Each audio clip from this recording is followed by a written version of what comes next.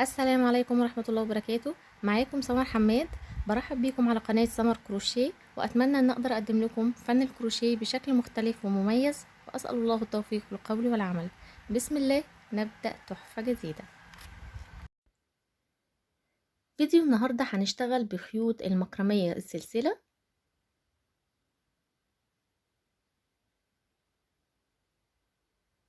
سمك الفتلة متوسط.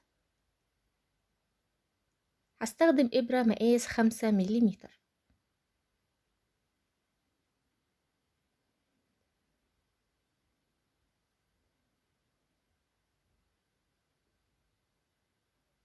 هبدأ أكون عقدة البداية، وهبتدي بعدد سلاسل 70 سلسلة.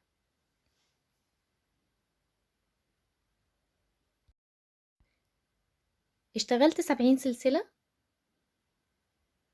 هرتفع سلسلة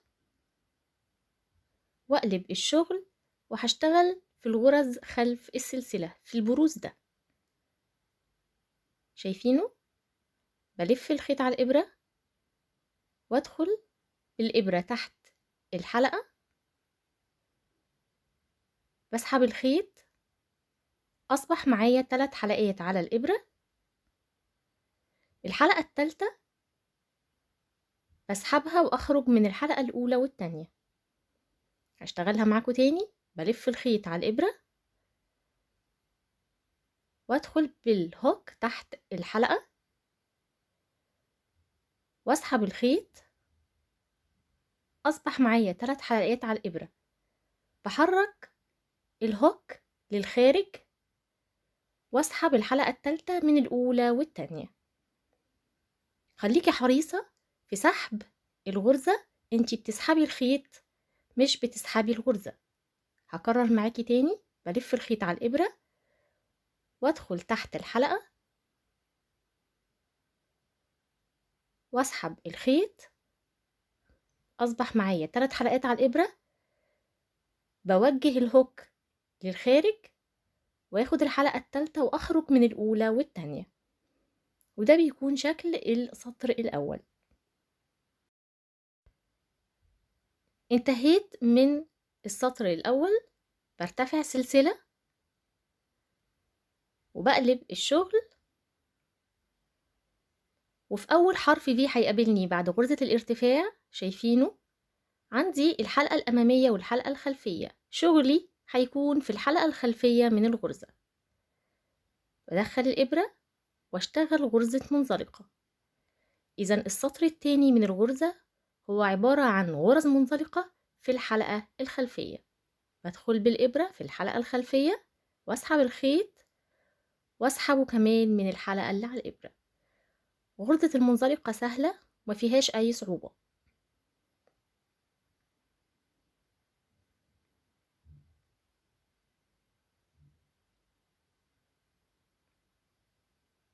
أهم حاجة تكون إيدك مرتاحة في غرز المنزلقة. هكمل بالطريقة دي لحد ما انتهي من السطر، ووصلنا لنهاية السطر التاني. غرز منزلقة في الحلقة الخلفية، برتفع سلسلة واقلب الشغل. هشتغل في الحلقات الخلفية من الغرزة. بلف الخيط، وفي أول حرف في هيقابلني بدخل في الحلقة الخلفية منه واسحب الخيط. أصبح معايا 3 حلقات على الإبرة.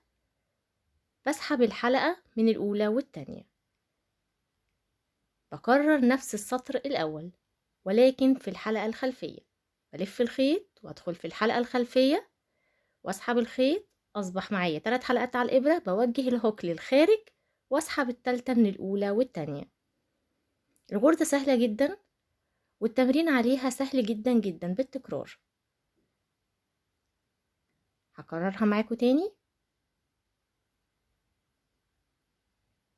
أهم حاجة توجيه الهوك للخارج، هيساعدك في إنك تاخدي الخيط بسهولة وتخرجي من الحلقة الأولى والتانية منه.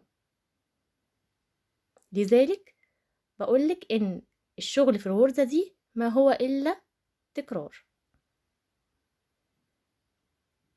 وبكرر تاني، خليكي حريصة في الغرزة دي انك تسحبي الخيط وليس الغرزة. هكرر بالطريقة دي السطر الأول منزلقة مركبة في الحلقة الخلفية، والسطر التاني منزلقة عادية في الحلقة الخلفية، لحد ما أوصل للعرض المناسب للشنطة، وهرجع لكم تاني. الطول وصل معايا بعد الشغل لحوالي 50 سنتي، والعرض وصل معايا ل10 سنتي. أنا هكتفي بالعرض ده للشنطة، وهبدأ دلوقتي أشتغل جوانب الشنطة. دلوقتي هبدأ أعمل جوانب الشنطة. عقدة بداية، عدد سلاسل البداية 23 سلسلة.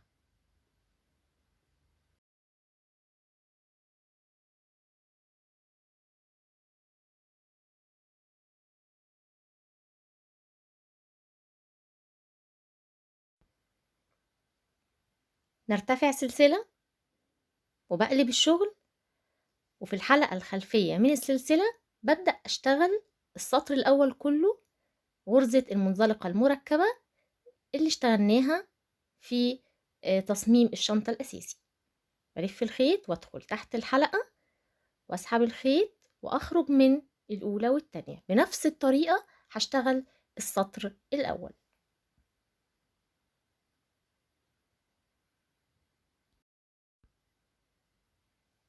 برتفع سلسلة وابدأ السطر التاني.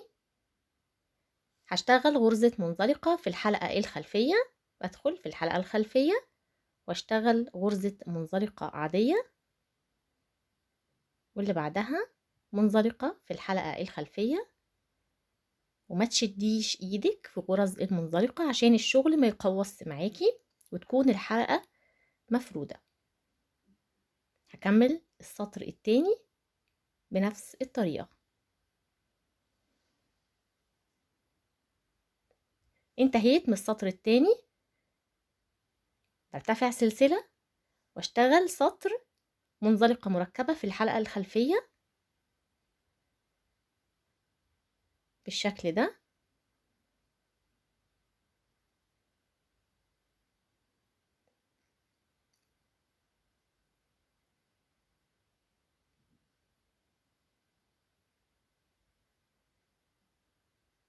هننتهي من السطر وهرجع لكم تاني.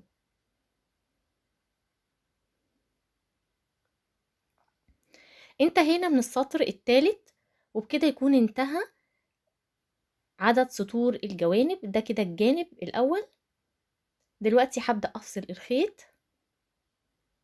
ولكن قبل ما أفصله بحاول أسيب حوالي 50 سنتي، لأن الخيط ده اللي عن طريقه هنشبك الجوانب بجسم الشنطة. وبلسع الخيط عشان ما يكرش مني. بسحب الخيط من الحلقة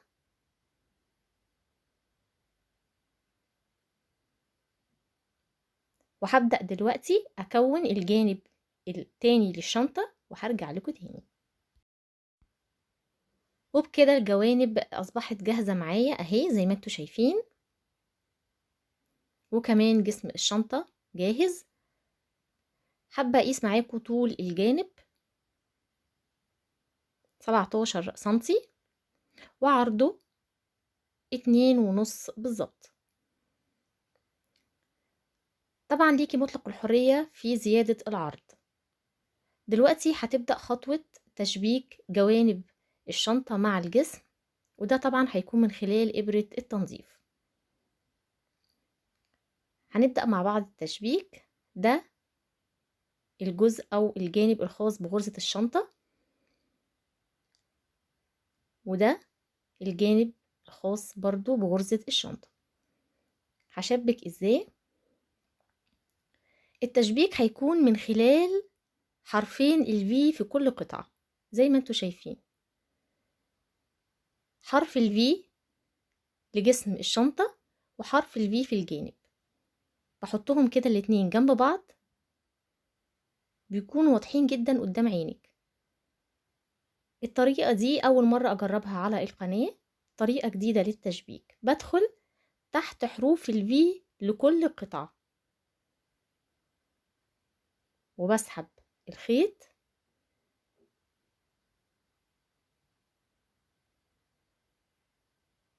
وأثبت بداية التشبيك بالشكل ده، وأدخل تاني في القطعة اللي أنا دخلت منها تحت حرف الV، وكمان تحت حرف الV في القطعة المقابلة ليها، وأشد الخيط. أهم حاجة في طريقة التشبيك دي إنك بتفردي الخيط، خاصة لو سلسلة، ما تخليش الخيط مبروم معاكي، تخلي الخيط مفرود ومش مبروم. أولا هيديكي شكل حلو وفينش هايل، ثانيا مش هيخلي الشنطة معاكي مكشكشة من الجوانب. شايفين أنا بعدل الخيط إزاي في كل شدة إبرة؟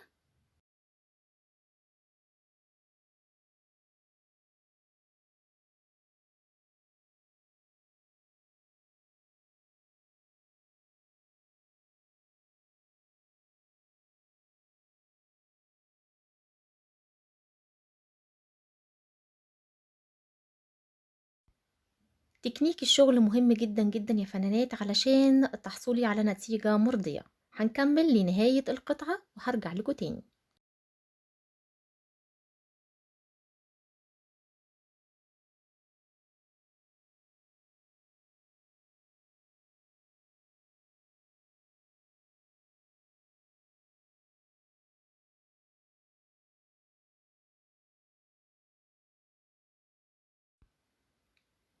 وانتهينا خلاص من تركيب جانبين الشنطة زي ما انتوا شايفين، مظبوطة جدا جدا وشكلها ممتاز.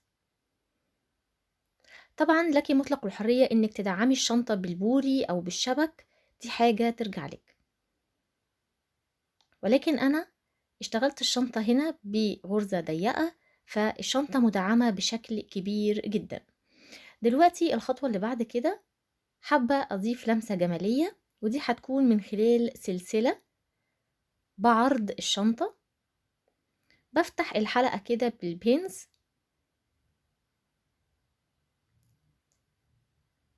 وباجي عند القلاب من المنطقة العليا منه في حرف V مثلا، هعد 4 غرز وباجي في الخامسة أدخل السلسلة وأقفلها تاني بالبنز،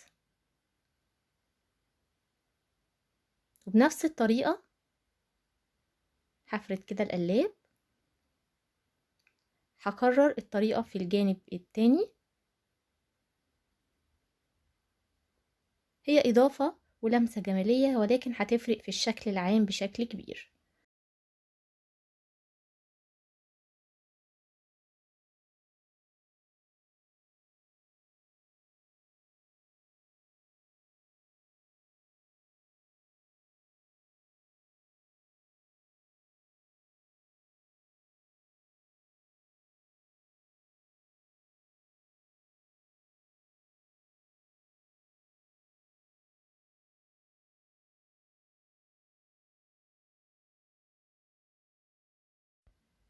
دلوقتي هبدأ أركب قفل للشنطة، ملقتش أنسب من قفل المسطرة.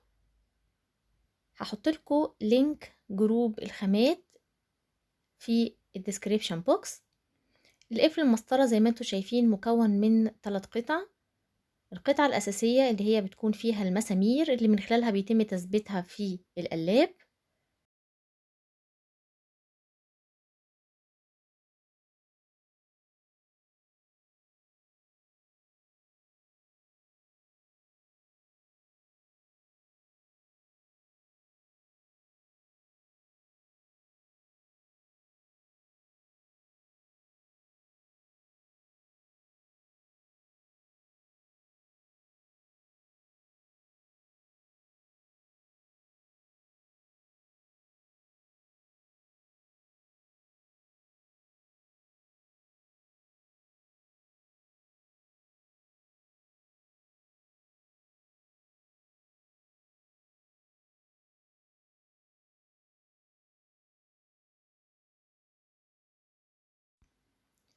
طبعا تقدري تبطني الشنطة بأي نوع بطانة انتي عايزاه. هحطلكوا لينك تركيب البطانة في الديسكريبشن بوكس وفي الاي فوق. وزن الشنطة 350 جرام من خيوط السلسلة، وليكي مطلق الحرية في اختيار نوع اليد للشنطة. لو عجبك الفيديو أتمنى منك الدعم باللايك والشير، ولو انتي مش مشتركة في القناة تدوسي على زرار سبسكرايب وتفعلي زر الجرس عشان يوصلك أي إشعار لأي فيديو جديد أنا بنفذه. حابة أشوف تطبيقاتكم على جروب ملتقى الفن الجميل، هسيبلكوا اللينك في الديسكريبشن بوكس. أشوفكم في تحفة جديدة، والسلام عليكم ورحمة الله وبركاته.